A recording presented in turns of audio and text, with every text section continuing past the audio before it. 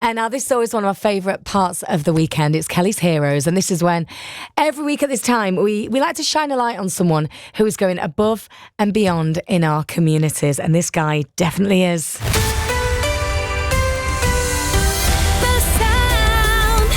The sound of the Northeast. Make a difference. BBC Radio Newcastle. Now, David Ansell lives in the Northeast and is walking, can you believe this, 10 miles every day for 1,000 days to raise money for cancer research. Now, he's already passed the halfway mark. He's going to be on day 507 as we speak, and he's due to finish at the end of September next year. Good morning, David. What a journey it's already been, and you've still already got a huge amount to go. Thank you so much for coming on the show. Good morning, Kenny. How are you? I am very good. Now, big question is, how are you feeling? Because you're over halfway through your challenge right now. Yeah, I'm feeling good. I'm on day 207 of my challenge. That's absolutely crazy. So, let's get started first. Sorry, 507. Wow. Now, for anyone who doesn't know, so let's start at the beginning. So how did this challenge get started? It all started back in March 2020 when I found out my dad had stage 4 lung cancer. So I set myself a challenge of doing a half marathon every day for a year, which I completed, and I raised £18,500. Wow. But what I wanted to do another challenge to raise some more money for cancer research. So I set up myself a challenge of doing 10 miles a day for 1,000 days. I mean, you're not making this easy for yourself, are you? No, I'm not, no. No, have you always been a runner? Has it always been something in you that you've enjoyed doing? Well, I'm in the military, so I've always sort of been fit. But I'm in the Army Reserves now, so I got up the House of Cavalry back in 2014, and I joined the Army Reserves. So I'm in between fitness. But I wanted to raise as much money for cancer research as possible, so I'll come up with these stupid mental ideas, really. It's one of those ideas that you come up with, isn't it? And then when you get to days like day 507, you're thinking, what am I doing? So how far have you got to do it? And how are you feeling about being halfway right now? I feel good about it. My body's changed a lot. I've lost over 3.1 stone already. Wow. I've probably bulked myself up because last time I lost a lot of weight, so I bulked myself up to like 19, just over 19 stone. Now 16 stone now. It's good. I started on the 5th of January 23, and I don't finish until the 30th of September 25. Wow. And how much are you hoping to raise? What's the dream? So my target was £10,000, so it's like a pound per mile. That's how I wanted to do it. But I'm already over £12,000 already raised. That is absolutely incredible. And I believe you did actually lose your dad, didn't you? Yeah, on my first challenge, I was 15 days into my first challenge, and my dad passed away, which I found out at like 10 o'clock at night. Didn't sleep much that night, but I still got up in the morning and cracked on, did my half marathon, and I dedicated it to my dad. Wow. Because your dad must have been so proud knowing what you were doing. Yeah, he was. Yeah, he said I was daft, but I wanted, because he was my dad. I wanted to do something, and also raise money to help cancer research and help everyone else who's got cancer. And I guess I imagine, this is a mammoth challenge, and it's constant in it, isn't it? It's relentless. So many more days still to go. What gets you through it?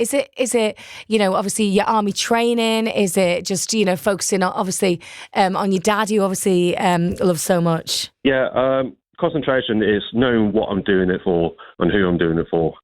And I've just got this stupid mindset. When I set myself a challenge, I'll do it every single day, no matter how I'm feeling, or the weather, anything like that. I'll be out doing my 10 miles every single day. And now you're saying you've got obviously quite a time left of this challenge.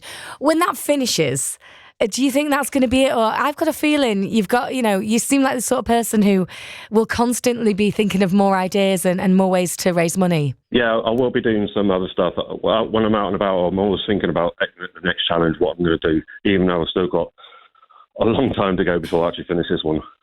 And now, physically, this must be very demanding. I know you're obviously been in the army, you're fit, and you thought in advance to bulk up and stuff, but this must be quite taxing on your body as well, doing all this. Yeah, it is very taxing on my body.